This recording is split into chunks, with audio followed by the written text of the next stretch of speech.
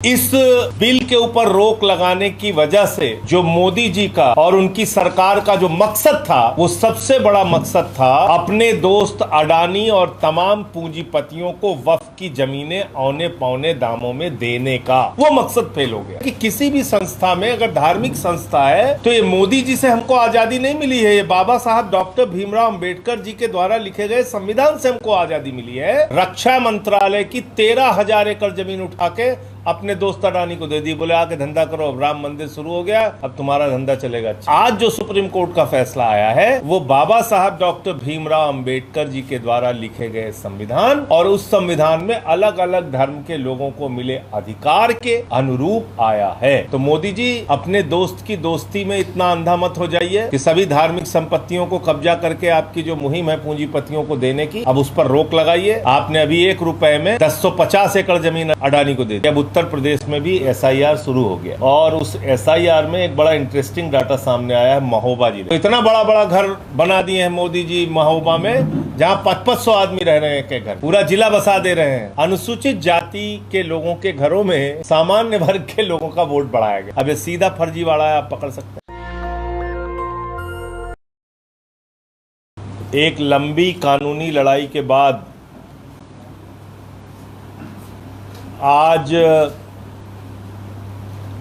वक्फ संशोधन बिल पर माननीय सर्वोच्च न्यायालय ने अपना फैसला दिया है और इस फैसले से देश के प्रधानमंत्री आदरणीय नरेंद्र मोदी जी बहुत सदमे में हैं। मोदी जी के अंधभक्त भी सदमे में हैं। हालांकि अंधभक्तों का कोई फायदा नहीं होने वाला था, लेकिन वो बेचारे सदमे में हैं कि नफरत फैलाने का एक बढ़िया मौका मिल रहा था, वो सुप्रीम कोर्ट ने हमसे छीन लिया। इस बिल के ऊपर रोक लगाने की वजह से जो मोदी जी का और उनकी सरकार का जो मकसद था, वो सबसे बड़ा मकसद था अपने दोस्त अडानी और तमाम पूंजीपतियों को वक्फ की जमीनें औने पौने दामों में देने का। वो मकसद फेल हो गया। अब अंधभक्तों को लगता होगा हिंदू मुसलमान ये सब एजेंडा, वो सब तो अपनी एक जगह है, वो सब पे उस पर तो राजनीति करते वो लोग, लेकिन सबसे बड़ा नुकसान प्रधानमंत्री के दोस्त का हुआ।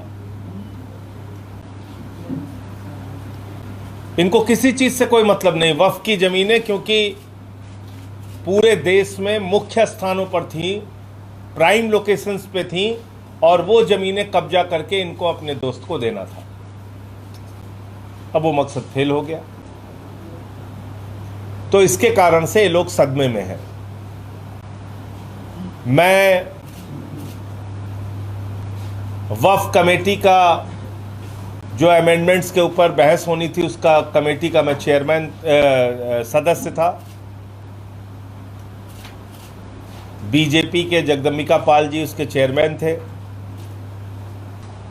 उसमें तमाम विपक्षी पार्टियों के सदस्य थे।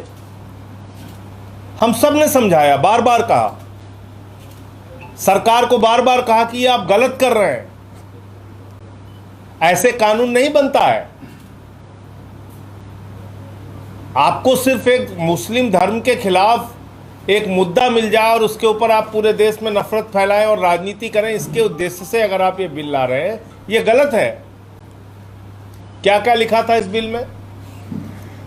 इसमें लिखा था कि 5 साल तक जो आदमी प्रैक्टिसिंग मुसलमान रहेगा वही दान कर सकता है वक्फ के लिए, वही अपनी संपत्ति को वक्फ कर सकता है। यानी कि 5 वर्ष तक कोई व्यक्ति जब मुस्लिम रीति रिवाजों को मानेगा तभी वो अपनी संपत्ति वक्फ कर सकता है। अब ये कौन सा कानून है? अब हमसे कोई कहे कि 5 साल तक जब आप दोनों टाइम मंदिर जाएंगे तभी आप मंदिर के लिए जमीन दान कर सकते हैं। 5 साल तक अगर आप गुरुद्वारे जाएंगे तभी आप गुरुद्वारे के लिए जमीन दान कर सकते हैं, अगर 5 साल तक चर्च में जाएंगे तभी आप चर्च के लिए जमीन दान कर सकते हैं। ये कौन सी बात है भाई? ये लिखा हुआ था इस कानून में। और कलेक्टर के हाथ में पावर दे दी गई थी। और ये बहुत सामान्य सी बात है कि किसी भी संस्था में अगर धार्मिक संस्था है तो ये मोदी जी से हमको आजादी नहीं मिली है, ये बाबा साहब डॉक्टर भीमराव अंबेडकर जी के द्वारा लिखे गए संविधान से हमको आजादी मिली है, जिसकी धारा 25-26 में साफ तौर पे कहा गया है कि आप अपनी अपनी धार्मिक मान्यताओं के हिसाब से अपने धार्मिक स्थलों का प्रबंधन कर सकते हैं। यानी हिंदू अपने हिंदू धार्मिक स्थलों का प्रबंधन करेगा, मुस्लिम अपने मुस्लिम धार्मिक स्थलों का प्रबंधन करेगा। यही चीज सिख और ईसाई पे लागू होती है। लेकिन ये बिल आया तो बड़े खुश थे लोग। अभी इस बिल पे सुप्रीम कोर्ट में बहस ही चल रही थी और मैंने पार्लियामेंट के अंदर बोला था, अगर आप लोगों को याद हो, कि खुश मत होना, ऐसे ही बिल जैन मंदिरों को कब्जा करने के लिए आएगा, ऐसे ही बिल चर्चों की जमीन कब्जा करने के लिए आएगा, ऐसे ही बिल गुरुद्वारे की जमीन कब्जा करने के लिए आएगा, ऐसे ही बिल मंदिरों की जमीन को कब्जा करने के लिए आएगा। मैंने ये बात संसद के अंदर आगाह की थी। और उसी बीच क्या हुआ, मुंबई में एक 90 साल पुराना जैन मंदिर तोड़ दिया गया। 90 साल पुराना जैन मंदिर। तो मैं इस देश के लोगों को हाथ जोड़ से कहना चाहता हूं, सावधान हो जाइए। भारतीय जनता पार्टी के नफरती एजेंडे से बचिए आप लोग। इनका मकसद है सारी धार्मिक जमीनों को, जाके देखिए ना अयोध्या में कितना धंधा कर रहे हैं लोग। रक्षा मंत्रालय की 13,000 एकड़ जमीन उठा के अपने दोस्त अडानी को दे दी, बोले आके धंधा करो, अब राम मंदिर शुरू हो गया, अब तुम्हारा धंधा चलेगा अच्छे से। दे दिया अडानी को रक्षा मंत्रालय की जमीन। तो आपको लगता है ये धर्म का काम कर रहे हैं? ये धंधे का काम कर रहे हैं। इनसे इसलिए सावधान हो जाओ आप लोग। तो आज जो सुप्रीम कोर्ट का फैसला आया है वो बाबा साहब डॉक्टर भीमराव अंबेडकर जी के द्वारा लिखे गए संविधान और उस संविधान में अलग अलग धर्म के लोगों को मिले अधिकार के अनुरूप आया है। और कुछ प्रमुख बातें क्या क्या उसमें आई हैं वो मैं आपके सामने रख देता हूं।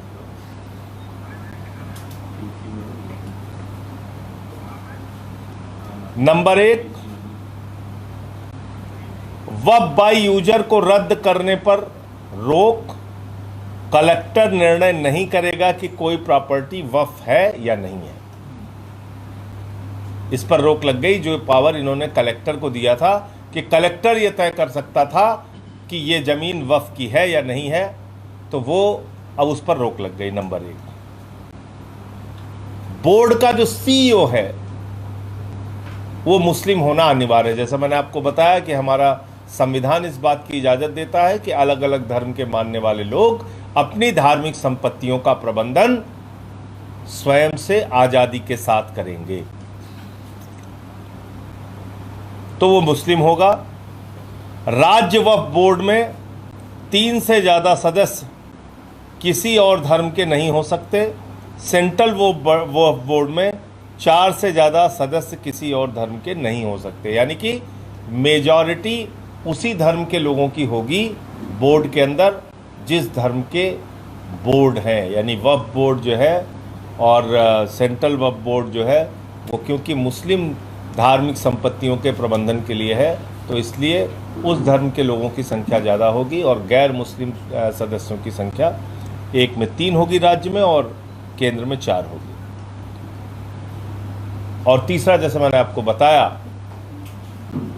कि 5 साल तक प्रैक्टिसिंग मुस्लिम होगा तभी दान कर सकता है, वक्फ कर सकता है, उस बात को भी सुप्रीम कोर्ट ने गलत माना। तो जो बात मीडिया के लोग ये कहते हैं कि हम लोग संसद का समय बर्बाद करते हैं, संसद का समय तो मोदी जी की सरकार बर्बाद कर रही है। आपने एक गैर कानूनी बिल, गैर संवैधानिक बिल सदन में चर्चा कराई, सदन का समय बर्बाद कराया, और बाद में आपको सुप्रीम कोर्ट से सुप्रीम तमाचा पड़ गया। हम लोग सही थे, हमारी बात आपने नहीं सुनी। तो मोदी जी, अपने दोस्त की दोस्ती में इतना अंधा मत हो जाइए कि सभी धार्मिक संपत्तियों को कब्जा करके आपकी जो मुहिम है पूंजीपतियों को देने की, अब उस पर रोक लगाइए। आपने अभी 1 रुपए में 1050 एकड़ जमीन अडानी को दे दी, हरी भरी जंगल की जमीन 1050 एकड़ जमीन 1 रुपए में दे दी। बताइए आपको कितने में जमीन मिलती है? आपको 1 एकड़ जमीन खरीदने में अपने पूरे जीवन की कमाई लगानी पड़ेगी, तब भी नहीं खरीद पाएंगे 1 एकड़ जमीन। और 1050 एकड़ जमीन 1 रुपए में मिल गई, और हरी भरी जंगल की जमीन, और उसको दिखाया गया है कागजों में बंजर। ये है, और 1 लाख पेड़ है वहां पे। ठीक आप जानकारी दे रहे हैं। तो शुरुआत से आम आदमी पार्टी का स्टैंड रहा है कि वक्फ कानून संशोधन बिल पूरी तरीके से गैर संवैधानिक है और भारत में धर्मनिरपेक्षता के ढांचे को बर्बाद करने की कोशिश है और धार्मिक संपत्तियों को कब्जा करके अपने पूंजीपति मित्रों को देने की कोशिश है। इसलिए हम लोगों ने शुरू से इसका विरोध किया था और आज सुप्रीम कोर्ट ने इस बारे में फैसला ले लिया। नंबर 1 विषय तो यह है। दूसरा विषय यह है कि अब उत्तर प्रदेश में भी SIR शुरू हो गया और उस SIR में एक बड़ा इंटरेस्टिंग डाटा सामने आया है महोबा जिले का। वहां 2 घर में,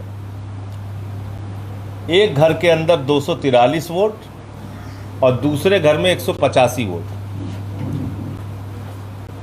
अब मेरे ख्याल से उत्तर प्रदेश में किसी राजा का भी घर इतना बड़ा नहीं होगा जहां 243 आदमी एक साथ रह सकते हैं।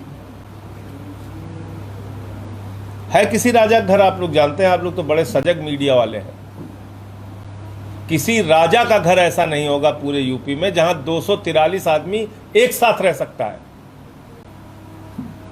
किसी राजा का घर इतना बड़ा नहीं होगा जहां पे कि 185 आदमी एक साथ रह सकता है। और ये भी 243 मतदाता हैं, ध्यान रखिए। इसका मतलब परिवार होगा 600-700 हजार आदमी का परिवार। भाई 4 में 1 मतदाता होते हैं ना, 4 आदमी के परिवार में 1-2 मतदाता होते हैं। तो इतना बड़ा बड़ा घर बना दिए हैं मोदी जी महोबा में, जहां 500 आदमी रह रहे हैं एक घर में, पूरा जिला बसा दे रहे हैं। तो ये आप देखिए, ये है SIR की हकीकत। अब इसमें क्या हुआ है, एक गांव में ये 243 और 185 वोट पकड़ा गया है। अनुसूचित जाति के व्यक्ति के घर में सामान्य वर्ग के लोगों का वोट पड़ा हुआ है। अनुसूचित जाति के लोगों के घरों में सामान्य वर्ग के लोगों का वोट बढ़ाया गया है। अब ये सीधा फर्जीवाड़ा है, आप पकड़ सकते हैं, साफ तौर पे पकड़ सकते हैं। तो इसलिए उत्तर प्रदेश में भी करोड़ों लोगों के वोट काटने की केचुआ की तैयारी है और करोड़ों लोगों के वोट जोड़ने की केचुआ की तैयारी है। इसलिए मोदी जी के केचुआ पे हम सबको गहरी नज़र रखनी होगी और ऐसे मुद्दे पर आम आदमी पार्टी पूरे ज़िलों में अपने पार्टी के लोगों को हम निर्देश दे रहे हैं, जहां कहीं भी ऐसी शिकायत, ऐसी जानकारी, वो चाहे मीडिया के जरिए, सोशल मीडिया के जरिए या वोटर लिस्ट की जांच में आपको मिले, आप तुरंत उसकी जानकारी दीजिए। क्योंकि पंचायत का चुनाव हम पहले भी कह चुके हैं, आम आदमी पार्टी पूरी मजबूती के साथ चुनाव में उतरेगी। तो ये दूसरा विषय था जो आपके संज्ञान में लाना था। नेशनल दस्तक की आपसे गुजारिश है कि अगर इसको बचाना चाहते हैं तो नेशनल दस्तक को सब्सक्राइब करने के लिए रेड कलर के सब्सक्राइब बटन को दबाएं, फिर बेल आइकन की घंटी दबाएं। नेशनल दस्तक को बचाने के लिए बहुत जरूरी है कि हर खबर को शेयर करें, लाइक करें, कमेंट जरूर करें।